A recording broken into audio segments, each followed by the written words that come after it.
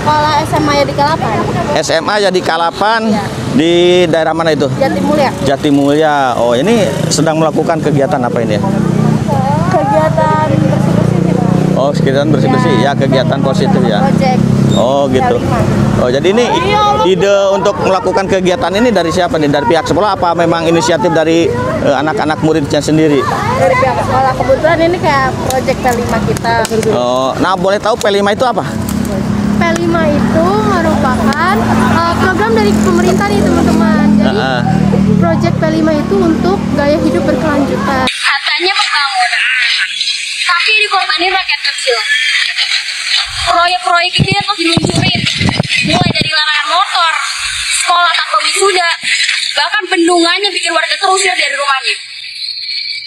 Katanya untuk rakyat, tapi kenapa justru rakyat kecil yang dikorbanin? Assalamualaikum warahmatullahi wabarakatuh.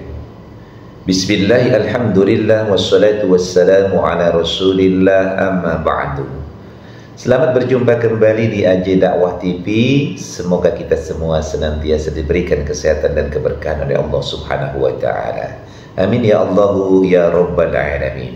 Di video kali ini kita akan membahas tentang Kang Deddy Mulyadi, di mana Kang Deddy Mulyadi pada hari kemarin mengundang siswa dan siswi Yadi K8 yang melakukan kegiatan pembersihan sampah di sekitar Kalibaru. Nah, berita tentang pembersihan sampah yang dilakukan oleh siswa dan siswi ini kemudian menjadi viral di jagat media sosial dan kemudian diapresiasi oleh para netizen dan mendapatkan pujian yang sangat luar biasa. Nah, kita lihat bagaimana kegiatan-kegiatan para siswa-siswi Yadi K8 ini ketika membersihkan daripada Kalibaru. Ini ya? Sekolah SMA Yadi Kalapan. SMA Yadi Kalapan Ya. Di daerah mana itu? Jatimulya. Jatimulya. Oh, ini sedang melakukan kegiatan apa ini ya? Kegiatan bersih-bersih gitu. Oh, kegiatan bersih-bersih ya, kegiatan positif ya. Project. Oh, gitu. P5. Oh, jadi ini ide untuk melakukan kegiatan ini dari siapa nih? Dari pihak sekolah apa memang inisiatif dari anak-anak muridnya sendiri? Dari pihak sekolah. Kebetulan ini kayak project P5 kita. Oh, nah boleh tahu P5 itu apa? P5 itu merupakan program dari pemerintah nih teman-teman. Jadi project P5 itu untuk gaya hidup berkelanjutan. Jadi, Iya, iya. kita memilih Kalibaru ini sebagai tempat untuk proyek kami. Iya. Satu, agar kalinya itu tidak mengeluarkan bau yang tidak sedap. Jadi dengan adanya sampah-sampah di sini kan airnya jadi berbau dan tidak sedap. Iya. Terus yang kedua, agar perairannya tidak tersumbat, jadi tidak mengakibatkan banjir. Terus yang ketiga, supaya warga-warga yang tinggal di sini merasakan nyaman untuk tinggal di sini. Oh, ini kan kebetulan hari Sabtu ya? Iya. Dari sekolah ini libur atau memang masuk dulu sekolah terus ada kegiatan gitu? Kalau guru-gurunya kebetulan masuk, kalau kita sedang bersih-bersih di sini. Oh, oke lah. Ini apresiasi ya buat dari SMA Yadika ini ya, udah ikut berpartisipasi di daerah Tambun Selatan ini, Kalibaru, ikut membersihkan. Nah, contohnya seperti ini, langsung terjun ke atas ke dalam kalinya ini ya. Dan ya ada ini namanya siapa? Aku Angel. Angel. Oke, terima kasih Angel atas Sama-sama. informasinya. Oke, terima kasih.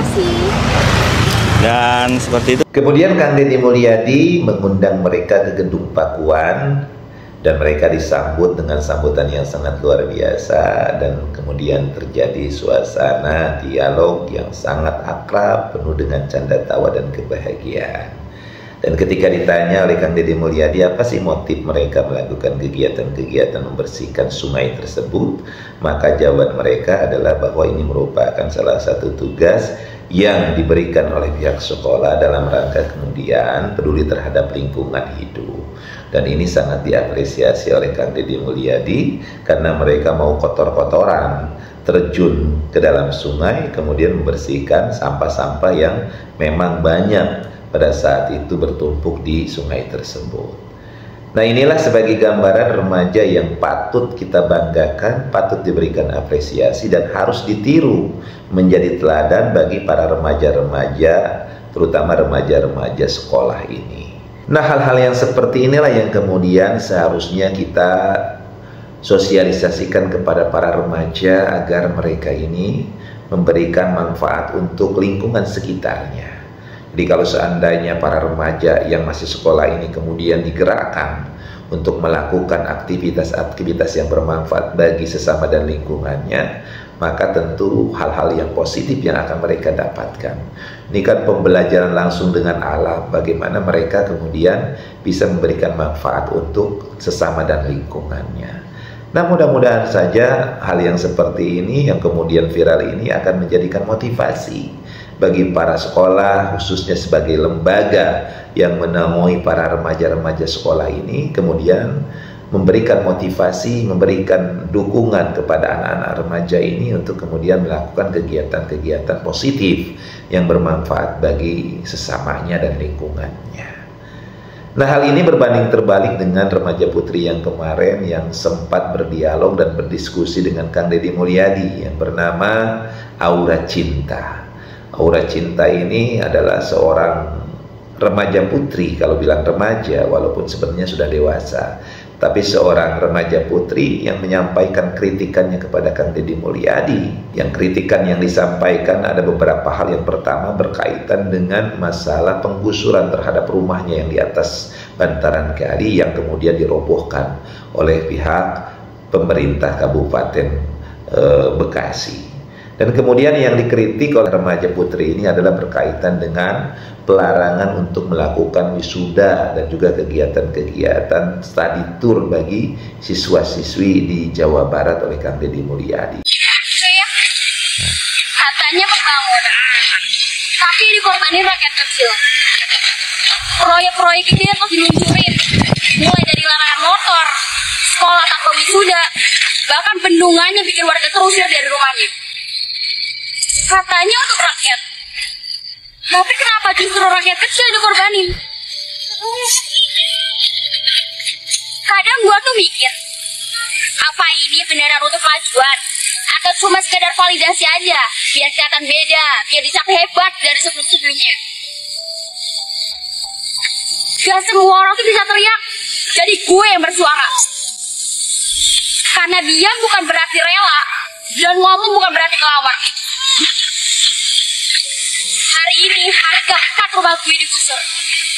Mungkin besok bisa jadi rumah kalian digusur. Lihat nih. Siap sih paling gue. Dibungkus rapi sama pembangunan. Tapi kehadiran kemana? Kami cuma minta satu, dihargai sebagai manusia. Karena rakin bukan ajang buat pamer kebijakan. Dan ingat, suara yang disakiti bisa jadi gema yang paling keras. Kita bisa melihat bagaimana diskusi dan debat di antara remaja putri ini dengan Kang Deddy Mulyadi yang kemudian dampak daripada debat ini atau diskusi ini, nah remaja putri ini dibully habis-habisan oleh para netizen. Nah, ini adalah hal yang sangat kemudian memalukan, ya, mempermalukan diri sendiri dan juga mempermalukan kepada orang tuanya. Nah, kemudian kita bisa melihat dan membandingkan antara kedua remaja ini. Yang satu remaja yang memiliki kepedulian terhadap lingkungan, nah yang satu remaja ini adalah remaja yang egois. Ya, yang egois, kenapa dibilang egois? Karena dia mementingkan kesenangannya, mementingkan diri dia sendiri. Padahal Kang Deddy Mulyadi bermaksud melarang mereka untuk melakukan kegiatan-kegiatan wisuda ataupun study tour, dikarenakan memang ada biaya yang membebani kedua orang tua mereka.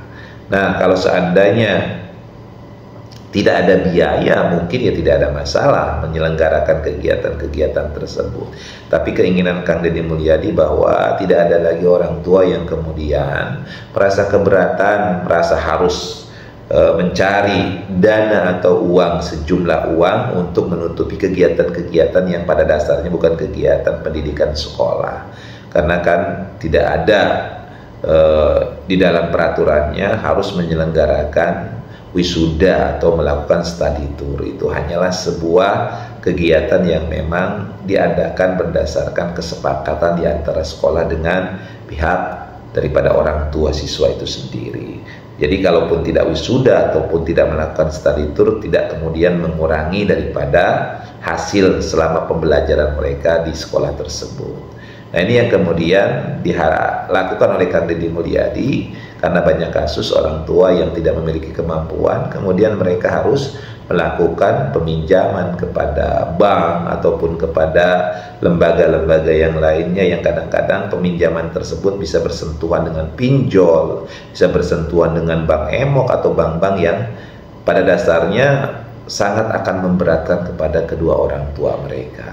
Nah, untuk menghindari hal ini, maka kemudian salah satu pencegahan preventifnya adalah dengan meniadakan atau melarang kegiatan-kegiatan wisuda dan juga study tour bagi siswa dan siswi di Provinsi Jawa Barat. Nah, kita bisa melihat dan membandingkan antara kedua remaja ini.